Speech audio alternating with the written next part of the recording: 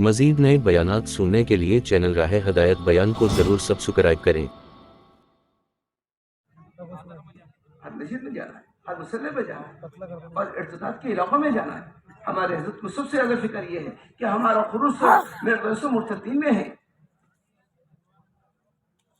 یہ نہیں کہ جماعت سے سہولت کی وجہ سے پڑی نہیں۔ آپ کو ایک آدمی مرتد ہو گیا ہے، اس کا رقم نہیں ہے، اس کی فکر نہیں ہے، وہ اسی حال میں اگر دنیا سے چلا گیا تو ہمیشہ ہمیشہ کے لیے جہنم میں چلے جائے گا، ہمیشہ ہمیشہ۔ ایک آدمی کی جہنم سے بچانے کی فکر ہونی چاہیے۔ رسول اللہ صلی اللہ علیہ وسلم ایسے ایسے مارے پھرتی، رات میں دن میں صبح میں شام میں گرمی میں سردی میں، ہر حال میں رسول اللہ صلی اللہ علیہ وسلم کو یہ فکر ہوتی میرا ایک ایک امتی جہنم سے بچائے، میرا ایک ایک امتی جہنم سے بچائے۔ آپ کے رونے کا یہ حال ہوتا، میرے دوستوں دیکھنے والوں کو ترس آنے لگتا، دیکھنے والے رسول اللہ صلی اللہ علیہ وسلم کے بے چینی کو دیکھ کر رونے لگتے۔ ہمیں خبر مل رہی ہے فلاں بستی میں ارتداد ہے، فلاں بستی میں جہالت ہے، فلاں بستی میں یہ حال ہے، دینی اعتبار سے یہ حال ہے، اور ہم وہاں جانے کو تیار نہیں ہوتے۔ جہاں مسجد نہیں، مسلح نہیں، دین کا کوئی ٹھیا نہیں، اور وہاں مسلمان ہیں، 5 گھر ہیں، 10 گھر ہیں، میرے دوستوں دیکھو وہاں جا کر آپ کو خیمہ لے کے جاؤ، اور یا وہاں کوئی گھر لو یا کوئی جو ہے ہوٹل لو اور وہاں رہ کر کام کرو۔ آپ 5 گھر سمجھ رہے ہو، یہ 5 گھر میں میرے بھائی اور دوستوں اگر اوسط لگاؤ گے تو تقریباً 25-30 آدمی مل جائیں گے، بالغ مرد مل جائیں گے، مرد عورتیں مل جائیں گے۔ ایک گھر میں 3 بہنوں کا اوسط لگاؤ، 2 مردوں کا اوسط لگاؤ، 5 سے کتنے ہوں گے؟ 25 آدمی ہوں گے۔ 25 آدمی اسی حال میں جہنم میں چلے جائے، آپ اس پر راضی ہو؟ 25 آدمی مرتد ہو کے مر جائے میرے دوستوں، آپ اس پر راضی ہو، خوش ہو؟ اس لیے کہا جاتا ہے یہ سارے کام کر کے آگے بڑھنا ہمارا خروج جو ہے ایسی بستیوں میں ہو، ایسے علاقوں میں ہو، ایسے گاؤں میں ہو جہاں دین کا ماحول نہیں ہے، جہاں جہالت کا ماحول ہے، ہر جگہ جا کر میرے دوستوں مسجد کو آباد کرنا، ہر مسجد میں مکتب قائم کرانا، ہر مسجد میں علماء سے درخواست کر کے علم کے حلقے لگوانا، یہ آپ کی بڑی ذمہ داری ہے، یہ آپ کا کام ہے۔ آپ اللہ کے راستے میں نکل کر جو اعمال کریں گے ان اعمال میں سے یہ اعمال بھی ہیں، ان اعمال کو اہتمام سے کرنا،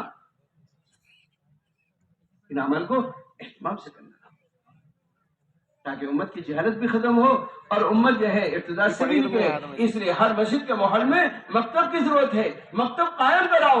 یہ نہیں کہ یہ علماء کا کام ہے، آپ علماء سے بھی درخواست کرو اور قاری صاحب سے بھی درخواست کرو، امام صاحب سے بھی درخواست کرو، ہر جگہ مکتب ہو، ہر جگہ علم کے حلقے لگے، ہر جگہ مسجد کی آبادی ہو، ہر مسجد سے جماعت نکلے۔ یہ سارے کام کرتے ہوئے آگے بڑھنا ہے۔ جب تک یہ کام مکمل نہ ہو جائے، چاہے ایک مسجد میں 5 دن اور 1 ہفتہ رہنا پڑے، کوئی حرج نہیں ہے۔ ایک ہفتے میں ایک مسجد میں کام کھڑا ہوا تو میرے بھائیوں دوستوں ایک چلے میں 6 مسجدوں میں کام کھڑا ہو جائے گا، 6 جماعتیں نکل جائیں گی، 6 مکتب قائم ہو جائیں گے میرے دوستوں، 6 مسجد کی جماعتیں فعال بن جائیں گی۔ کوئی حرج نہیں ہے، آپ کا 1 ہفتہ لگے، 8 دن لگے، کوئی حرج نہیں ہے۔ ہم کام کے لیے آئے ہیں، جب تک کام نہیں ہوگا ہم مسجد نہیں چھوڑیں گے، ہم مصلی نہیں چھوڑیں گے، ہم اس بستی کو نہیں چھوڑیں گے۔ اپنا ذہن بنا لو، ہمارے سامنے ہدف نہیں ہے، صحابہ کے سامنے ہدف تھا، وہ اپنے ہدف پہ محنت کرتے تھے۔ یہ بستی ملی ہے، اس بستی میں جب تک کام کھڑا نہیں ہوگا اس بستی کو چھوڑ کے بھی جانا ہے، چاہے ہماری قبریں یہاں بن جائیں۔ یہ ذہن تو ہوگا، اس کی فکر کرنا، کوشش کرنا، محنت کرنا۔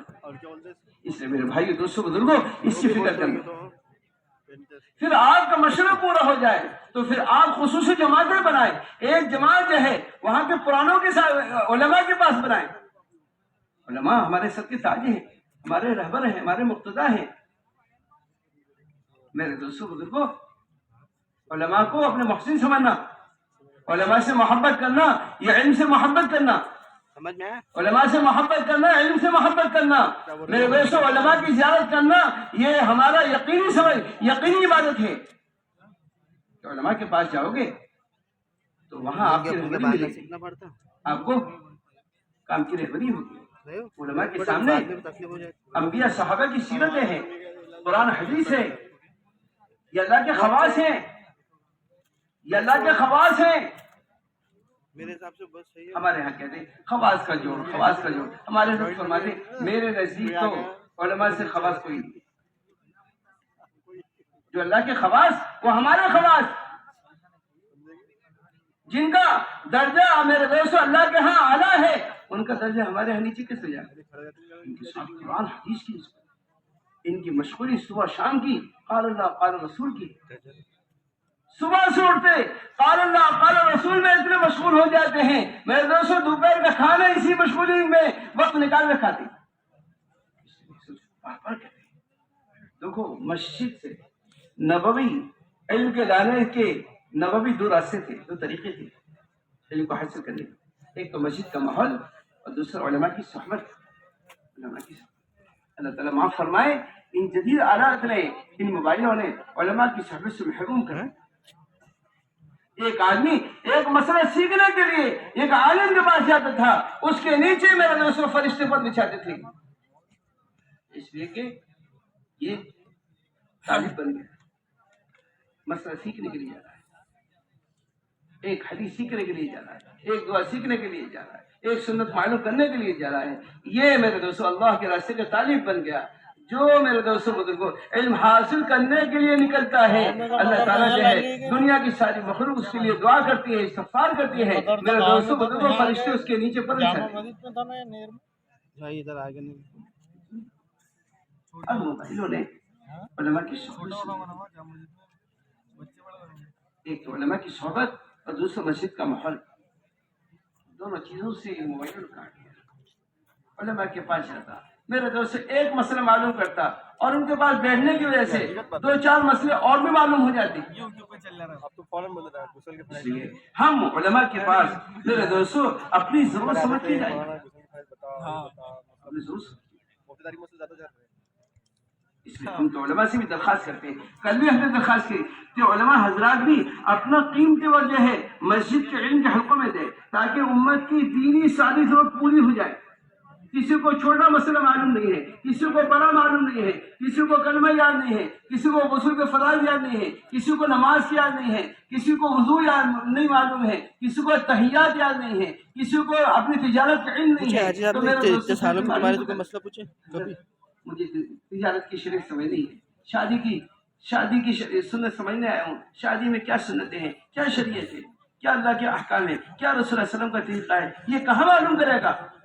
یہ علماء سے معلوم کرے گا. علماء کو اللہ نے میرے دوست اسرائیل کا خزانہ دیا ہے، ان کے پاس بڑا خزانہ ہے، یہ اپنے خزانے میں سے آپ کو نکال کے بتائیں گے. اس لیے علماء کی زیارت کو یقینی عبادت کرو. علماء کے پاس جانا اپنی ضرورت سمجھو، علماء سے محبت کرنا یہ علم سے محبت کرنا ہے. اچھا دوسری بات کہ ہماری خصوصی ملاقاتیں ذمہ داروں سے ہوں، ذمہ داروں سے ہوں. ہر ساتھی ذمہ داروں کے پاس جائے اور ان کو اپنے آنے کی اطلاع دے، تاکہ وہاں کے ذمہ داروں کو، چلے 4 مہینے والوں کو، مشورے والوں کو، اگر آپ اپنے کام میں اور کام کی فکروں میں اور کام کے محنت کے میدان میں لیں گے تو میرے دوستوں آپ کے معاون بن جائیں گے. اگر آپ نے کام کی فکروں میں نہیں لیا تو وہ آپ کے معاون نہیں بنے گے، بلکہ آپ کی محنت میں ساتھ نہیں دیں گے. اور ذمہ دار کو اپنے کام کی فکروں میں لو اور محنت میں لو، تاکہ وہ آپ کے معاون بن جائے. ان کے تعاون سے جماعت کا نکلنا آسان ہوگا، ان کے تعاون سے مشورہ جاندار بن جائے گا، ان کے تعاون سے بہت سارے کام آسان ہو جائیں گے. وہ علاقے کے تیسری بات وہاں کے بااثر لوگوں سے ملاقات کرو. مسجد کے متولی صاحب ہیں، مسجد کے خزانچی صاحب ہیں، مسجد کے فلاں صاحب ہیں، یہ ماشاءاللہ جو ہے دنیاوی اعتبار سے ہے یا میرے دوستوں سیاسی اعتبار سے ہے، ان سب سے ملاقاتیں کرو، ان کو کام بتاؤ. ان کے ذہن میں کام نہیں ہے، یہ عشاء کے بعد مسجد میں تالا اس لیے لگا رہے ہیں، ان کے ذہن میں مسجد کی آبادی نہیں ہے، اس کے فضائل نہیں ہے، اس کے جو ہے میرے دوستوں ان کے سامنے کام کی ترتیبیں نہیں ہیں، کام کا طریقہ نہیں ہے. اس لیے ان کو کام تاکہ ہمارے معاون بنے. وہاں الگ کرے، یہاں الگ کرے، اس میں الگ کرے. کوشش کرو کہ آپ کی تعلیم ہو رہی ہے، تعلیم میں لے کر آئے. آپ کا گش ہو رہا ہے، گش میں ان کو دعوت دو. آپ کا خروج ہو رہا ہے، آپ ان سے درخواست کرو. اس طرح سے یہ 3 جماعتیں خصوصی بنائیں گے اور خصوصی ملاقاتیں ہوں گی. اسی طرح سے میرے بھائیو دوستو، روزانہ ہمیں 2 وقت میں تعلیم کرنی ہے. صبح کے وقت میں